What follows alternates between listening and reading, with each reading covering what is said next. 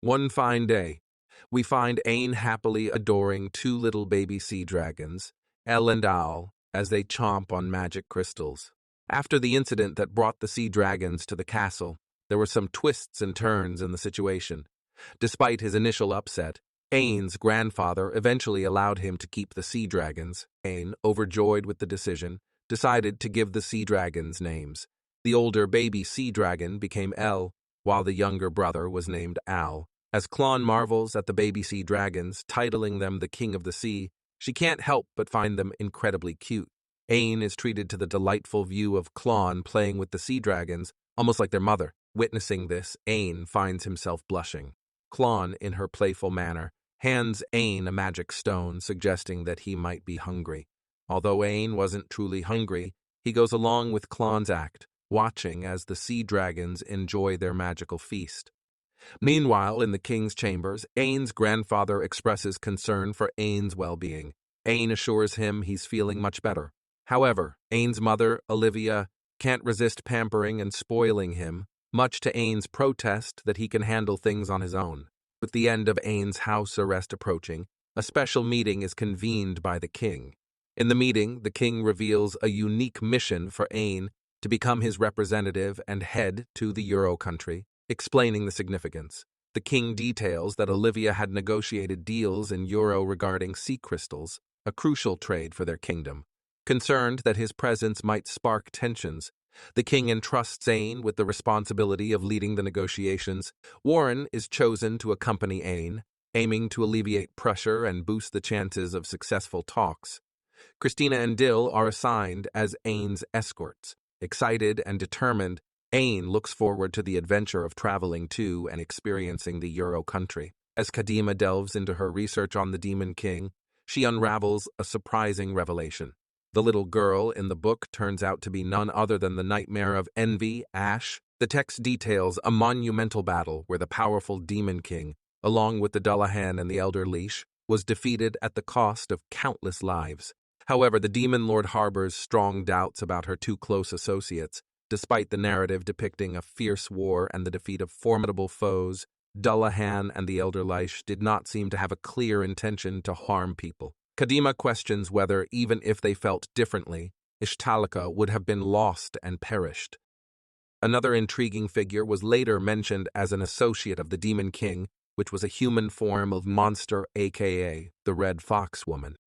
The Demon King originally did not have a belligerent character, but around that time the Red Fox appeared, and a change in the Demon King's heart started to change. Even now, there are a lot of mysteries surrounding the Red Fox monster, while only one thing for certain is that they lived a hedonistic lifestyle, one that bewitched others.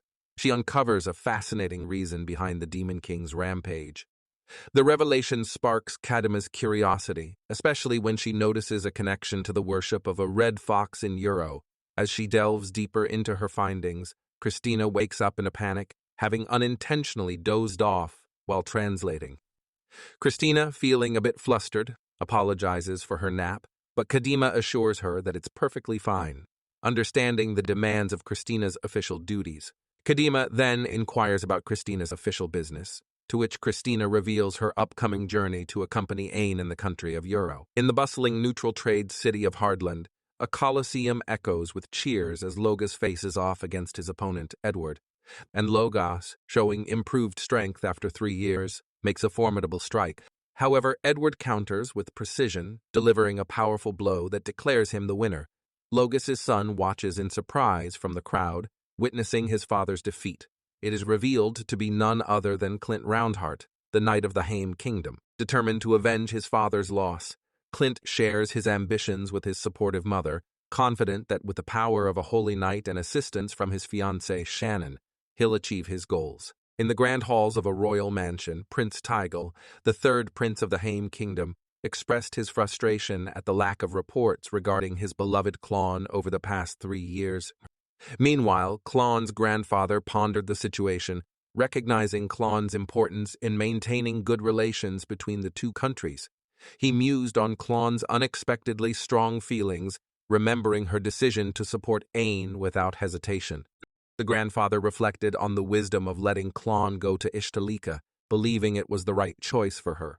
In the midst of Prince Teigel's frustration, his sharp-witted attendant Harley already had insights into Klon's whereabouts. A guard's report revealed that the inn and carriage carrying Klon were identified, and they were en route to the Euro Kingdom. Teigel, elated by this news, thanked Harley, feeling a surge of optimism. Determined to win Klon's heart, Teigel requested a guard to inform Clint, Teigel's trusted escort, to accompany him on this journey. The trio, each with their unique history, set off toward the Euro Kingdom. In the Duchy of Euro, the majestic sight of Ishtalika's colossal warship left the Euro King in awe. Nervously, he questioned his attendant about his formal appearance, but the attendant assured him that everything was in order. As the knights from Ishtalika lined up on the dock, preparing for the king's arrival, Ain descended and greeted the Euro King.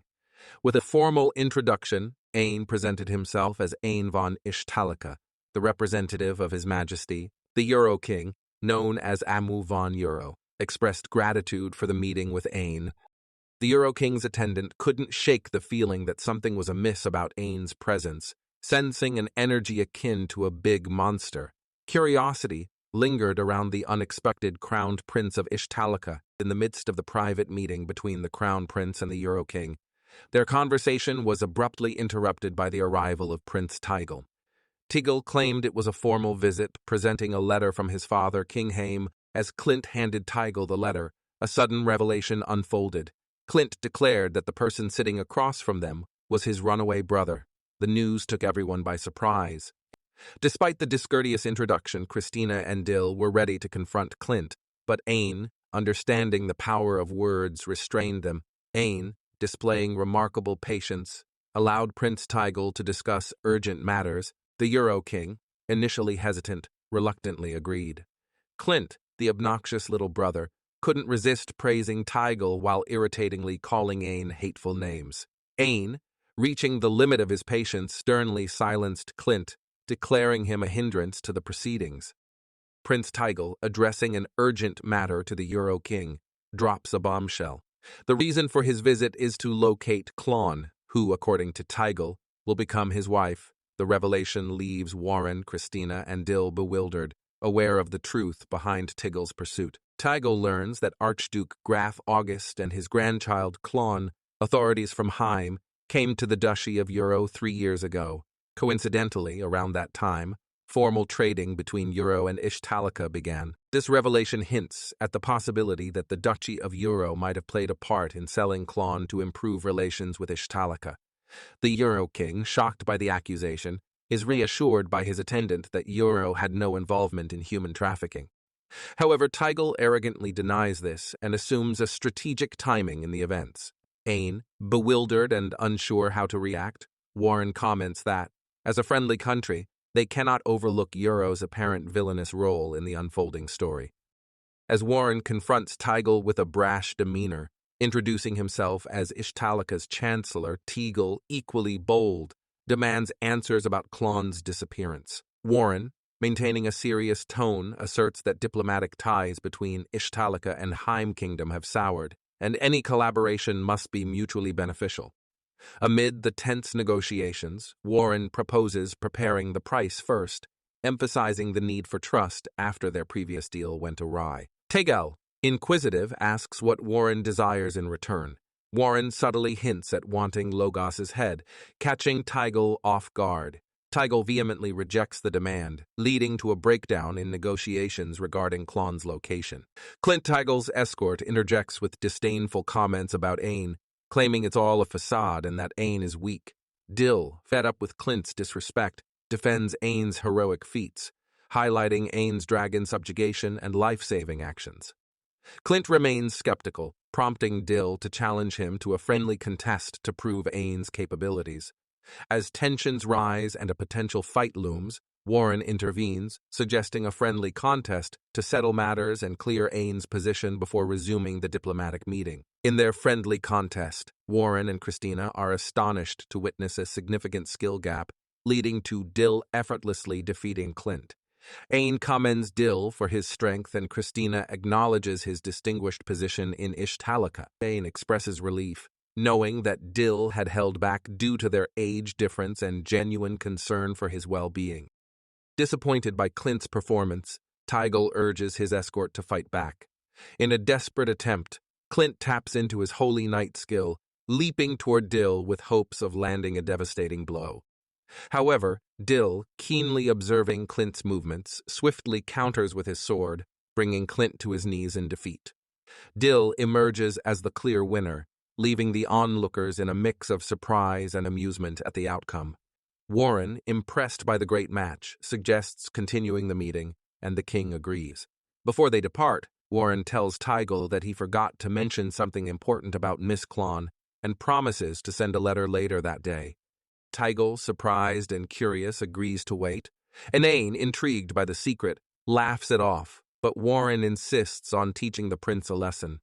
Later that day, Tygel reads Warren's letter and is left in utter shock and disbelief about Klon. The diplomatic meeting continues in a private royal chamber with secrets and surprises yet to unfold. After concluding their diplomatic meeting, Aine and the rest prepare to depart from the Euro Kingdom. The Euro King's attendants decide to present them with a gift, a statue of a guardian deity. When they open the gift, they discover a scarlet fox statue. Christina explains that, according to Edward, it is the guardian deity of the continent, believed to bring fortune and protect people from disaster. As the group examines the scarlet fox statue, Aine reveals that it is one of the forms of the red fox. Christina adds that Kadima's research suggests a connection to the entity that triggered the Demon Lord's rampage. Aine's demeanor takes a sudden turn, and with a mischievous laugh, he mentions that it's a creature that enjoys playing with people. Concerned, Christina and Warren notice Aine's strange behavior. Suddenly, Aine activates a restriction magic, rendering them unable to move. A powerful force envelops the atmosphere, fear. Aine undergoes a transformation, donning armor and wielding a familiar sword. In a shocking display of power, he slices the scarlet fox statue, causing a massive explosion that leaves Aine paralyzed and unconscious. Aine finds himself transported to a field, gently cushioned and serenaded by an unknown lady.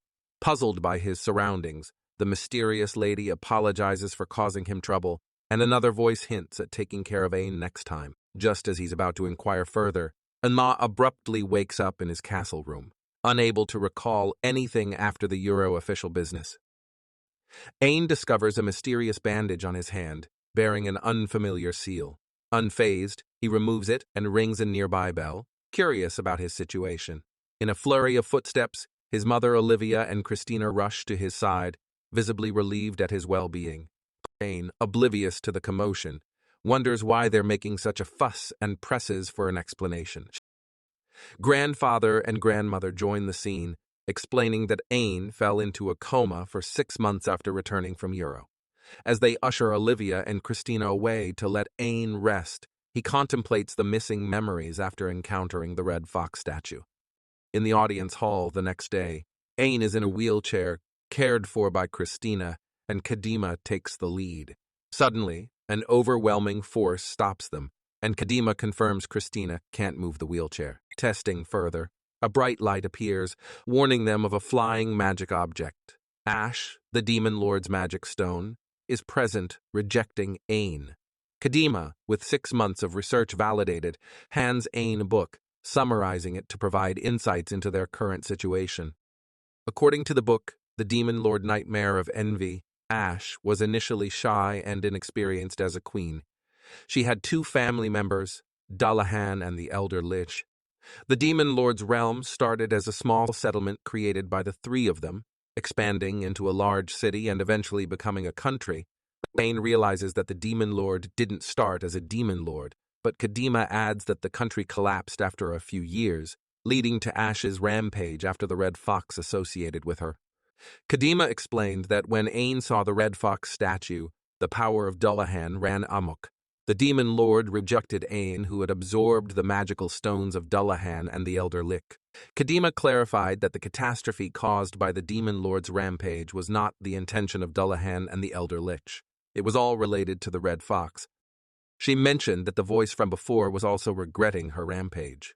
Kadima handed Aine his status card back for him to see, and Aine was shocked, realizing that the text had become corrupted.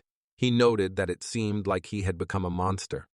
Ain, suspecting Euro's involvement in the recent events, is reassured by Warren that it's just a coincidence and not part of any conspiracy. Kadima decides to conduct frequent tests and consultations directly with Ain to unravel the mysteries surrounding him. The king offers full support, stating that they can count on the royal resources and Kaiser, a specific adventurer, will delve deeper into the matter. Ain expresses gratitude, apologizing for the trouble, but the king assures him that everyone is genuinely concerned about his well-being. A month later, Christina congratulated Ain for passing the advancement test and maintaining his place in the first class despite being in his fourth year. They visit Majorica's magic shop, where Majorica is initially surprised by Ain's presence. However, after a brief discussion, Majorica realizes that Ain has been absent for a while.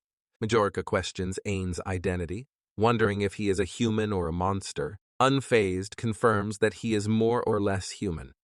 Majorica, understanding Ain's perspective, suggests that from an outsider's view, the crown prince appears as if he consumed a magic stone and evolved into a monster. Ain acknowledges the power of magic stones but denies being a monster, and he opens up to Majorica about the incident to provide a clearer understanding of his condition.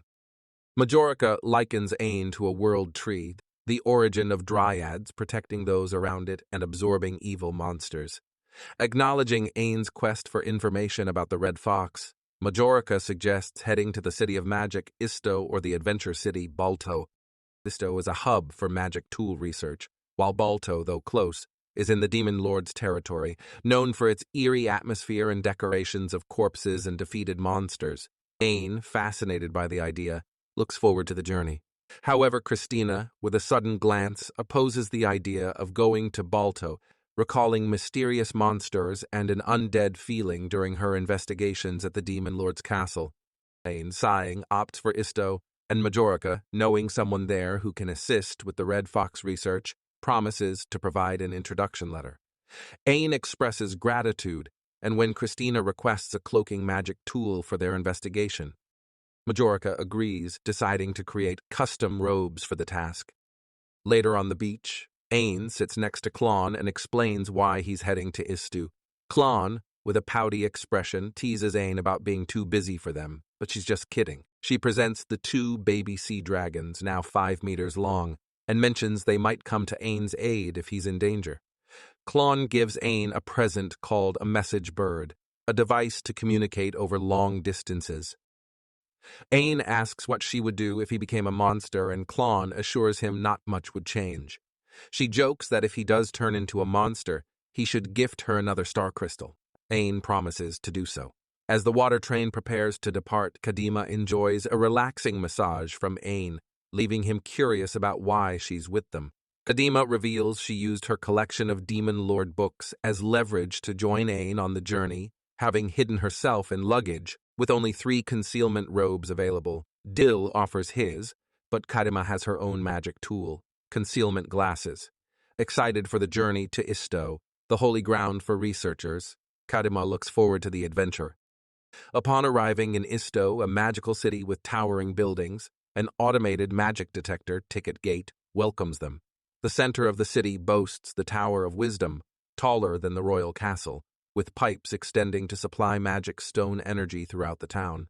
Ain, intrigued, asks about the tower's interior, and Kadima explains it's a research facility with strict screening and high maintenance costs, limiting the number of magic tools that can be rented. After arriving in Isto, Dill suggests dropping their things at an inn, and Ain agrees, deciding to contact Klon. He records a message, mentioning the colder weather and the impressive size of the Tower of Wisdom. After sending the message, they head to an inn, following the address in the letter, unaware it's the Isto Magic University-affiliated academy.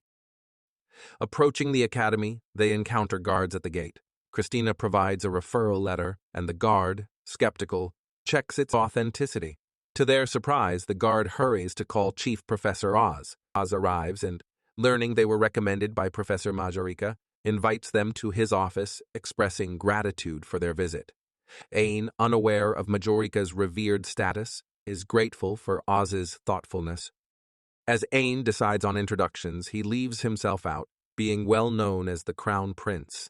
Christina, The Marshal of the Knights introduces herself, followed by Dill, Ain's bodyguard trainee, and finally, Kadima von Ishtalika, who unexpectedly starts acting like a true princess. Christina reassures Ain that it's because Kadima is the first princess, making Ain wonder about her sudden behavior. Professor Oz is amazed to meet the renowned first princess and expresses his gratitude. Kadima, adding that she's here to help her troubled nephew, hopes to learn more in Isto. Professor Oz is excited and welcomes her with pleasure. As Professor Oz inquires about Ain's need for help, Ain recounts the situation with his body and the red fox. After explaining, Professor Oz, whose expertise lies in magic stone energy, considers himself the most suitable to assist. Surprised to learn that Ain absorbed Dullahan's and the Elderlick's magic stones, he decides to reveal something crucial. Despite Christina's caution, Oz assures her of the safety in his sealed room. As Oz approaches Ain, he unveils a box containing a magic stone, explaining that it holds the information they seek. Christina, still wary, holds Ain's hand in case of any unexpected developments. When Oz opens the chest, they are met with the sight of the Red Fox's magic stone. With caution surrounding the Red Fox's magic stone, Christina remembers the havoc Ain wreaked under its influence. Ain, however, reassures her that he feels fine in its presence. Recalling the Elder Lix's statement about suppressing Dullahan for him, Ain acquires the precious magic stone. Ain then requests Oz's help in understanding his current condition, and Oz agrees, promising to provide more details about his Red Fox research in a few days after compiling the data. Ain, grateful for Oz's assistance, inquires about a suitable reward. Oz initially declines, appreciating the story, but Christina insists that refusing a reward might lead to rumors of Ain exploiting his authority. After considering, Oz suggests a non-monetary reward, aiding in the investigation of recent child abductions in Isto. He reveals his concern for the unsolved cases involving orphan children from the slums and asks Ain to use his influence to involve the Knights in solving this pressing matter. Ain, impressed by Professor Oz's benevolence, agrees to assist in the investigation of the missing orphans in the slums. He also offers to join the search after Oz completes his data compilation, much to Christina's concern for Ain's safety. Before leaving, Oz provides Ain with an old piece of Isto research data, hinting that it might hold clues to Ain's body condition. As they return to the inn, Kadima expresses her desire to go shopping, and Dill quickly follows her. Meanwhile, a disgruntled noble complains about his room being occupied by another guest, offering more money to vacate it. However, Ain and Christina remain unfazed, as the room wasn't booked in advance, and they continue with their day. The noble, Viscount Seiji, creates a ruckus at the inn, vowing never to stay there again. Ain overhears him boasting about commanding a wyvern and a kraken, making ominous threats. Christina recognizes him as a member of a prestigious family with a history of powerful individuals. She explains that some nobles keep monsters as pets, bought from companies or captured by adventurers. However, if the monsters harm people, the owner faces consequences. Later, Kadima is puzzled by the sight of Christina sleeping on Ain's lap. Ain jokingly suggests that she might be tired, but Kadima, finding it amusing, wonders why a marshal is sleeping on a crown prince's lap for the first time. Ain shares with Kadima the contents of the documents, revealing it to be about the experiment of turning outlanders into monsters, with the goal of creating an artificial demon lord. He explains that the process involved melting magic stone energy and forcibly making the subjects grow stronger. Kadima adds historical context, mentioning a time when outlanders were considered monsters and believed that absorbing magic stone energy could make them stronger. Ain questions if what he's doing, absorbing magic stone energy, is similar to the experiment. Kadima clarifies that the vast majority of subjects in the experiment failed, and those who succeeded often became uncontrollable or targeted. Ain expresses concern that if his monsterization continues, he might one day harm those he cares about. Kadima emphasizes the importance of the investigation to prevent such a scenario. Kadima assures Ain that if he were to transform into a monster, it wouldn't be a situation where he becomes a mindless creature. She explains that monsters like Dullahan and the Elder Light can easily pass as ordinary beings in regular clothes. Ain, finding the idea amusing, laughs at the notion of registering as a new race if he ever evolves into a monster. Kadima advises him not to overthink but acknowledges the importance of being prepared. As Ain steps out for a moment, Kadima realizes that Christina has been awake the whole time. She urges Christina to keep their conversation a secret and promises to speak to her father if necessary. Christina, embarrassed about falling asleep on Ain's lap, expresses concern that she might not be able to keep silent if the king asks. Kadima, understanding the predicament, issues a royal decree as the first princess, forbidding Christina from divulging any information about Ain's monsterization to anyone, including royalty. Christina agrees and Kadima emphasizes that it's for Ain's sake and to respect his privacy. The next morning, Ain wonders about Dill and Kadima's whereabouts. Christina informs him that they went shopping early in the morning. Ain jokingly says that Dill must be the sacrifice for the day.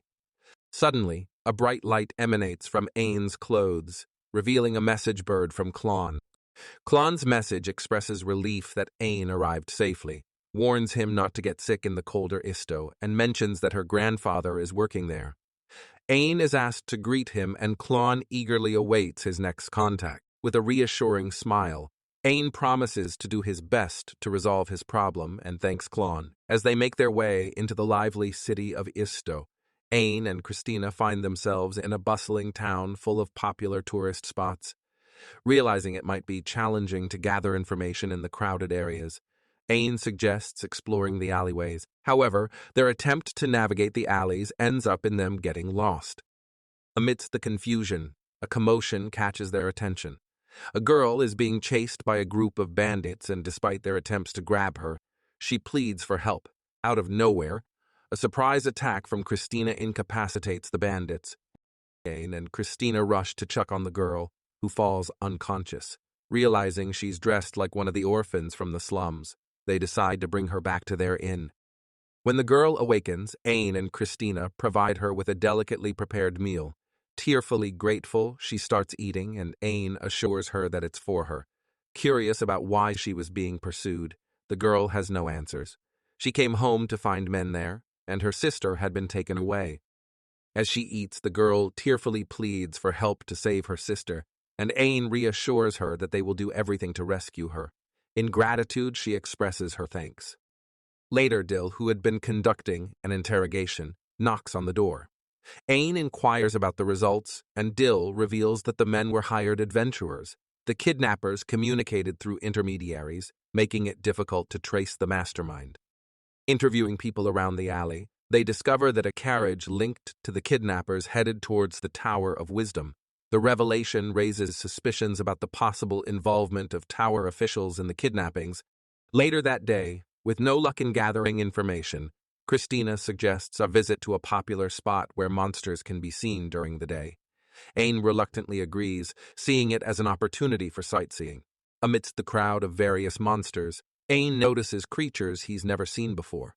Christina, excitedly pointing out a green wyvern, suggests they take a closer look.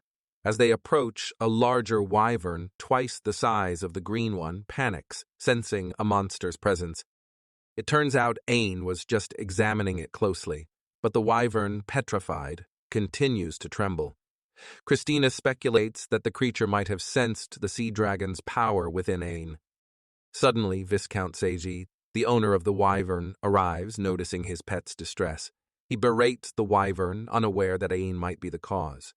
The Viscount, unable to figure out the problem, then focuses on Ain and Christina, questioning if they did anything to his wyvern. They claim innocence, stating they were only looking. The Viscount, suspicious, orders his attendant to remove Ain's hood. Christina intervenes, preventing the attendant from touching Ain. The Viscount, with a sinister smile, lets them go, inviting them to his inn with a promise not to be rough if they follow quietly. Ain steps in, declaring Christina's importance to him and refusing to let the Viscount lay a hand on her. Despite the Viscount's surprise at Ain's impoliteness, he decides to spare them. Ain grabs Christina's hand and pulls her away, signaling that they've encountered something they shouldn't have and need to go home. As they head back, Ain releases her hand, leaving Christina pouting and wanting to hold Ain's hand again. Ain, contemplating Viscount Siji's financial struggles, questions Christina about the feasibility of maintaining a wyvern and kraken with such financial instability. The cost of 5 to 6 million per month seems exorbitant, even with prize money from the monster area. Aine wonders about the source of the Viscount's funds. Aine, still suspicious of the Viscount, inquires if he has access to the tower. Christina reveals that the Viscount's predecessor owned a laboratory inside the tower, suggesting the current Viscount likely has access. Realizing the connection, Aine deduces that the carriage seen heading to the Tower of Wisdom might be linked to someone with access to the tower, particularly an aristocrat with unknown revenue sources. The Tower of Wisdom becomes the focal point for their investigation. Aine, suspecting the Tower of Wisdom's involvement in the kidnappings, approaches Kadima with the idea of investigating. Wanting to use his royal decree to gain access, Kadima advises against it, fearing it might reflect poorly on Aine's image. Instead, they opt for a stealthy approach. Recognizing the challenge of tight security, Kadima proposes a strategy to neutralize it. She reveals that the tower's functions, including security, are powered by a giant magic stone furnace underground. Aine, suggesting the direct destruction of the furnace, is scolded by Kadima, who emphasizes the potentially catastrophic consequences. She then shares an alternative plan with Aine. Informing the girl, Verla, that her sister may be in the Tower of Wisdom, they seek her cooperation. Aine introduces himself, playfully labeling Kadima as a cat, leading to Kadima's displeasure. With the necessary information in hand, Aine prepares to set out, leaving Dill to guard Kadima. As the curious girl learns the identities of her saviors, Kadima reveals that the man is Aine von Ishtalika, the crown prince of the country, and introduces herself as Kadima von Ishtalika. The girl is in shock to be conversing with a royal figure. Kadima takes charge, instructing Dill to start working. She emphasizes the need for Aine to think ahead, especially in moments of rescue. Kadima outlines their plans to contact the police station to check for missing person reports, arrange a healer, and prepare clothes. Before she finishes, Dill volunteers to assist, expressing his willingness to contribute to the success of the mission. Kadima, pleased, assigns him the task of writing letters, ensuring secrecy about their presence in Isto. In a carriage, one of the helpers informs Graf that everything is ready. Graf questions whether they are truly going inside the tower, and Aine affirms. While Christina is eager to return to the inn, Aine expresses gratitude to Graf for his assistance. Graf humorously mentions the unexpected help from the expansion of the August Company's sales channel in Isto. He instructs them the wooden box with magic stones will be delivered directly to the tower's basement. Although hesitant, Christina volunteers to go alone to protect Aine. Aine appreciates the gesture, but is determined to confront those who harm innocent children. Christina agrees, pledging to protect him, and the infiltration plan begins. In the August mansion, Claude receives Aine's message detailing his task in Isto. A tinge of jealousy creeps in as Claude contemplates Christina's constant presence by Aine's side. Feeling a sense of hopelessness, Claude can no longer suppress her feelings, acknowledging a deep yearning for Aine. She reflects on their shared memories, realizing her vulnerability to loneliness. Suddenly unaware that her emotional outburst has been recorded, Claude blushes with embarrassment, unsure of how to proceed after Aine hears her heartfelt confession. In a burst of honesty, she attributes her feelings to Aine's prolonged absence, playfully putting the blame on him for not returning home sooner.